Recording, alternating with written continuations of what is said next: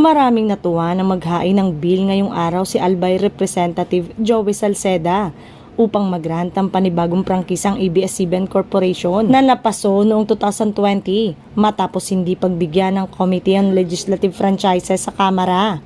Ang nabanggit na bill ay House Bill number 11252 na may pamagat na An Act Granting the ABS-CBN Corporation a franchise to construct, install, operate, and maintain television and radio broadcasting station in the Philippines and other purposes. Mababasa rito na pinatotohanan daw ng Securities and Exchange Commission at Bureau of Internal Revenues sa naganap na House deliberation na wala silang nilabag na ownership restrictions at walang pananagutan sa hindi pagbabayad ng buwis. Ang pagkawala ng prangkisa noong 2020 ay sumabay rin daw sa pagkawala ng trabaho ng halos 11,000 na empleyado ng kasagsagan pa ng pandemya.